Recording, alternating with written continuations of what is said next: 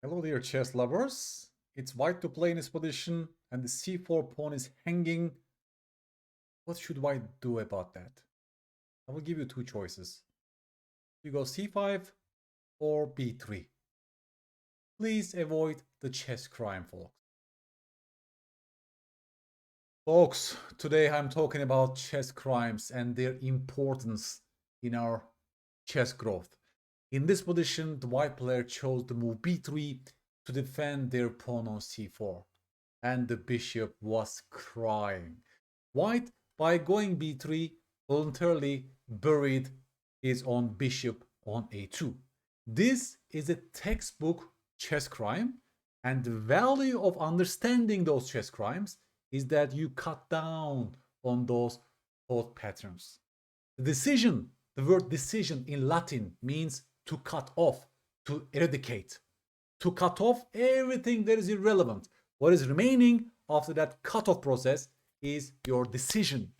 So that's the value of carefully studying such chess crimes, because once you deeply engage and understand why those moves are crimes, you won't even look at those moves in your games. There's a real chance for you to make progress in learning from other people's mistakes, hopefully, and cutting down on certain thought processes.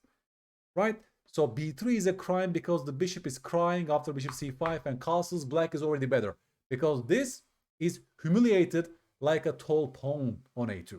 Strong players would always give up a pawn instead of playing with a tall pawn in chess. So this pawn move is not even in their radar as a candidate. Thus, the value of such training. Chess is a very complex game. There are so many permutations and combinations to look at. What is lacking in club level players, in amateur players' games, is they look at irrelevant lines. They look at so many more moves that a master instantly discards. Perfect example is the move b3. Master don't even look at that move because he sees that the bishop is crying. But an amateur thinks this is a logical move to defend the pawn on c4. Right, folks? Instead, whites just sacrifice the pawn to activate their bishop. A pawn is not worth it, right? Now e6 pawn is hanging. Black must do something about that. And we keep the queens on the board and look at our bishop on a2. He's alive. He's alive, right? Just compare this bishop with this bishop and you understand what chess crime means in my vocabulary, folks. I made a course about this on Chessable. Chess crime and punishment. This was my whole objective in this course. That if you're honest with yourself, if you're truly engaged with those mistakes and understand why those moves are called mistakes, strategic, unforced mistakes, then there is true potential for you to improve your chess intuition, improve your chess sense, and to discard certain moves as chess crimes. One more example, folks. In this position, the black player went e5. And this was a horrendous chess crime, and I want you to tell me why. Why is this move, do you think, is a clear chess crime? Very simple reason. We are giving away d5 square to white. We are creating an outpost on d5. The only reason I think black player went e5 in this position is that he was only focusing on his own plan. He was envisioning that this knight on c5 might one day join this d4 square. But he totally ignored their opponent, and now that knight was ready to jump to the d5 outpost. Pawn moves are very committal. I made a video about this, of course, and people, also casual players, go terribly wrong with their pawn play. So what's the lesson? Before you make a pawn move, always speak to your pieces, and not only your pieces, but also the enemy pieces, right? This e5 move made this knight so happy. If you take a step back, this knight has no future in this position, right? Plus, black also has outpost on e5. e5 is an outpost, so yes, please play knight e7 instead, right? And your knight is getting ready for this e5 outpost, while also you're hitting the pawn on c4. You're activating every single piece. That's a chess crime because e5 also fills an outpost with a pawn, right? Black can no longer use that strong square with their pieces, and that's why that's a double chess crime in some sense, right? It's a beautiful mistake, and once you understand, I want you to understand the reason why this was a chess crime, because only then you can eliminate them from your games. Only then you can transfer this knowledge to your games. Deep engagement, folks. Please ask the why questions here for your entire chess growth, but also in this video specifically, right? I want you to just describe in your own words why this one is categorized as a chess crime in my book. Black to play. Again, please evaluate the position, folks. What are you seeing in this position? What are the most interesting imbalances for you? Let me guide you a little bit. Black has an extra pawn already, and black has the bishop pair already, and black also has f4 outpost and d4 outpost in this position. Outpost meaning that no white pawn can control those squares, correct? No white pawn can control f4 or d4. So, having seen this, if I give you two choices, rook f8 or knight d4, what would you say? Can you please avoid the chess crime which happened in the actual game? You're a great player if you chose to move rook f8, activating your worst place piece on an open file. You take it from there, you have all the static advantages, extra pawn, beautiful squares, the bishop on g2 is a dead piece, and you just play the position slowly and quietly. In the actual game, black player went knight d4, and incredibly, he's filling an outpost square with a pawn after takes. Suddenly, black filled an outpost on d4 with a pawn, which is not something that you like to do in chess, right? Because you want to use strong squares, outpost squares with your pieces. So that's already the first crime. Plus, black activates that bishop, allowed white to play e5 to create the monster on that diagonal. Taking a step back, folks, this bishop is like the worst bishop in the world. Look at the pawn structure. He's hemmed in by the pawn on e4. That's a double chess crime because black is filling an outpost with a pawn and activating the enemy bishop. Suddenly, it's white who is better in this position. If you play d4, then you just lose directly because of a double threat. You can't play d3 in this position. And if you play queen f4, then white pieces are storming towards your king with the help of that bishop. Plus, in this position, you allow the move bishop takes c6, and they are entering to your camp on the king side. First, rook f1 to chase the queen away, and then queen g2. Look at this. You can't even guard your king side anymore. Your king will get destroyed on that side of the board, and there is no defense after knight a5. This is the first threat. That's the second threat. The game is already over. White is just winning in this position. Just incredible, folks. Incredible slip. That knight e4, such a careless move. Just a casual exchange. He's probably thinking, hey, I have an extra pawn. Let's go and trade some pieces. You see? That's a very passive thought process. Doesn't speak to the pieces. Rushes things in a position that patience was required. And double chess crime in filling an outpost with a pawn and activating the enemy pieces. Think about it this way. This knight is an active knight. This knight puts pressure on the outpost. Thus, we are paralyzing the enemy knights. Those knights must stay there. They are tied down in defending against knight d4 invasions, and we don't want to relinquish it directly. We want to keep the tension right now because we have an attacking piece, they have a defensive piece. Let them suffer. Don't exchange pieces directly. You're only helping the opponent. I'm telling you this because I'm describing the whys behind the mistakes. Because only then, folks, you can truly deeply engage with the material and change your mental models. Yes, you need such explanation at the beginning. You can even listen to me without even solving yourself. You can just listen to me explaining the correct move to you, explain deeper structures, the reasons why, right? Then you can actually transfer the skill to your games because of the deeper engagement, because of the why questions, folks. That's what we are after in this course. So even if you thought this was the best move, don't run away.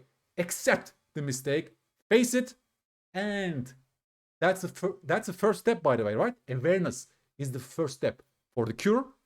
Accept it, and only then you can slowly start changing your mental models. I'll be here in supporting you in this journey.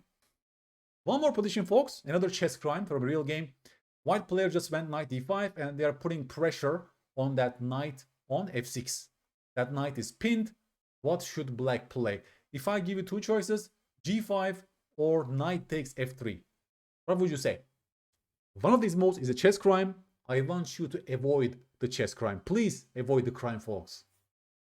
You're a great player if you came up with the move g5, folks. g5 breaks the pin, and you're inviting this trade. If white takes, then the queen is a very good piece. Your king is very safe, and the bishop on g3 is a very, very bad piece. Black is a beautiful knight on d4 with a clear edge. And after knight d5, if bishop g3, after g5, if bishop g3, then you can take on d5 to get rid of your that important knight on d5, queen f6. Again, everything is well protected. You're putting pressure here on the bishop on f3, and your king is secure and safe. In the actual game, the black player casually traded their amazing knight on outpost with a terrible bishop on f3. Like, this exchange itself is a chess crime, and I want you to explain to yourself why that's the case, right? We are exchanging our beautiful knight for a terrible bishop on f3. The bishop is terrible because it's hemmed in by its own pawn on e4, has no activity, no targets to attack, and our knight on d4 is the pride of our position. And after this, it's not only a strategic mistake, but also it's a tactical error, because now white is pressing that poor pinned knight on f6 with 3 pieces. We can't even guard that knight more. If you go g5, then you lose directly because of this check. The game is over. Otherwise, they are going to crash. They're going to crash on f6 on the next move. So that move is both a strategic mistake, but also a tactical error, which happens all the time in casual player games because of the blind piece exchanges. And that's also a chess crime. It doesn't get resolved until people reach 1400, maybe online, maybe 1300, right? It takes a long time for people to have meaningful piece trades, you know, like deliberate piece trades. Until that time, almost all piece trades are blind. I go there, whenever there's a tension, just take, trade, exchange, knight and bishop, bishop and knight. People don't consider the consequences of the piece trades. That's why I made a course about this. The art of exchanging pieces on chessable, right? To negotiate all the piece trades to make our game beautiful. In this case, black should ask himself, which is the better piece? Who is leaving the board? I don't want my beautiful knight to leave the board for that terrible bishop, right? So this mental process is itself enough for you to eradicate, cut off certain moves as irrelevant chess crimes. And that's hopefully will be helping you in reaching that level, folks. Talking about tension on the board, as I described, exchanges and tension. Please tell me, folks, whether white should take on e5 or play knight f3 in this position. That's a very typical Theodore defense position. Black plays e5. They have a central pawn that is also supported by the queen on c7. Should white take on e5 or play knight f3? You're a great player if you play knight f3. Developing move that also put pressure in the center and keep the tension between those two pawns. If black ever takes on d4, that's a very bad move, because they are saying goodbye to that central pawn on e5, and they are leaving themselves with a backward pawn on d6. White has a central pawn on e4, good pieces, clear advantage for white with free development, right? You see it. Beautiful position for white. So knight 3 is a very logical developing move. Well, in the actual game, in amateur games, this one happens all the time, right? Why? Because there's tension between two pawns, and people have no patience, even for waiting for a single move before breaking that pawn tension. This happens, that's a chess crime. Why? Because first of all, white is exchanging a central pawn on d4 with a backward pawn on d6. That's a bad exchange in itself. And white is awakening that terrible bishop on f8, correct? That bishop on f8 was a very bad piece right now for black, don't you think? After you take, that bishop awakens. And this itself, right, should be enough for us to say, no, I don't want to go there. Why should I go there? Why should I give those advantages to you? Why should I trade off my d4 pawn for your d6 backward pawn? Why should I awaken that bishop? You see, once you talk to your pieces, once you understand deeply why those moves are crimes, you will stop even looking at those moves as candidates. As I described, the problem for casual players is that they're looking at so many moves. They think so many options are viable, while a master, even in bullet chess, they can quickly constrain the options to one or two great candidate moves. Look at this position, folks. It's a pawn storm position. The kings have castled on opposite flanks. Black plays the move a4. That's a beautiful move because black is using that b3 hook pawn to hopefully open up lines for their pieces on the queen side, correct? Because in a pawn storm position, what is the goal? The goal is to open up lines, activate our pieces, and checkmate the enemy king, right? You must lay down your strategy, verbalize your thoughts first.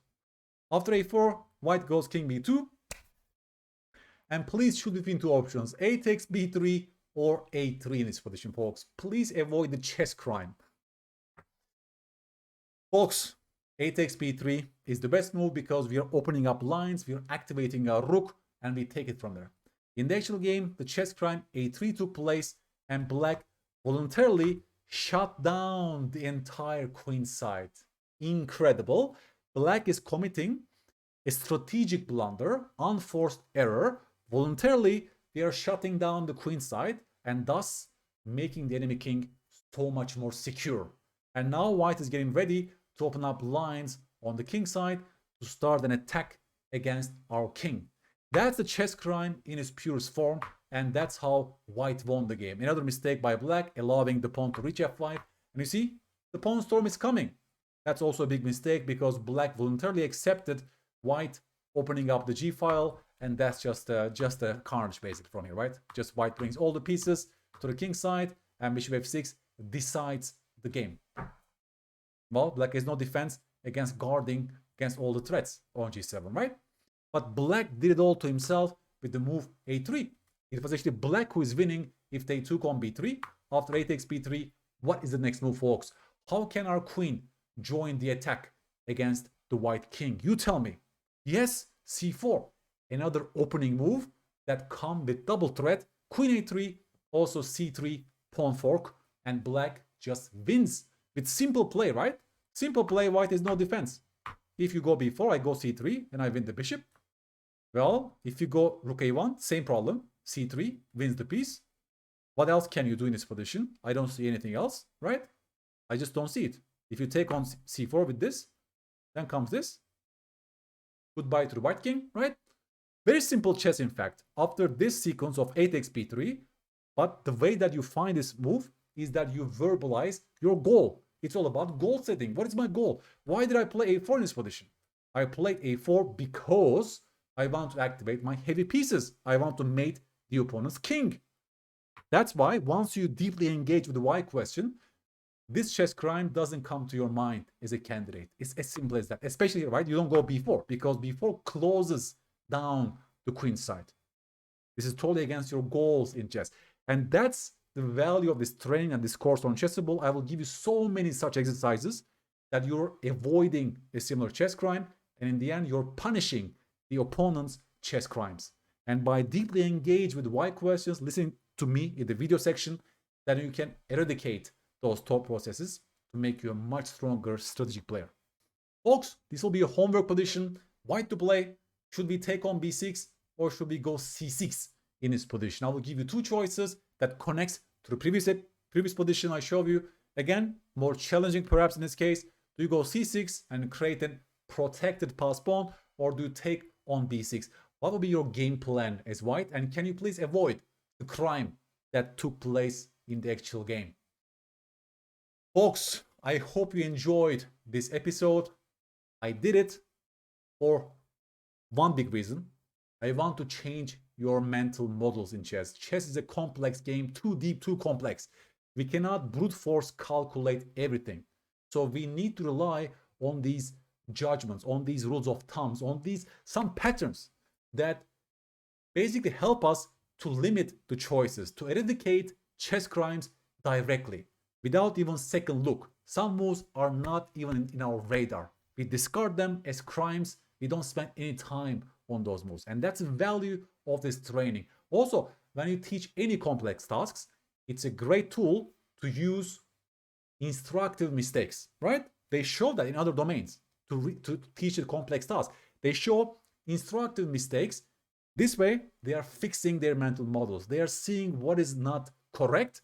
And this basically forces our brain to have the right mental models for the domain that is in question, right? So that was also the value of this course, that by showing those instructive moments that one move was much stronger than the other one, and the other one is a strategic chess crime, right? You cannot, for example, explain those mistakes as calculation mistakes or visualization mistakes. No, they are much more strategic and logical errors that show higher applicability, because once you fix the models, your games will feature those, right? There's a high chance of transfer because every single game will feature pawn play, piece activity, opening up or closing down the position, or time. Should we play with time advantage or static advantage, outpost? All these things will feature in your games, folks. And that's a final benefit of that course. It got great feedback so far on Chessable, and you won't regret it. And of course, I will give you more of such positions on YouTube as well. Expecting your feedback also on this position, also in general. What are your thoughts about teaching a domain by instructive mistakes? And I'm expecting your feedback about this. If you like this video, folks, please give me a like and subscribe. That's very important for me to be able to produce similar content for you. I'm doing it to help you fix your issues and avoid chess crimes and have a clean sheet in your chess. Thank you so much.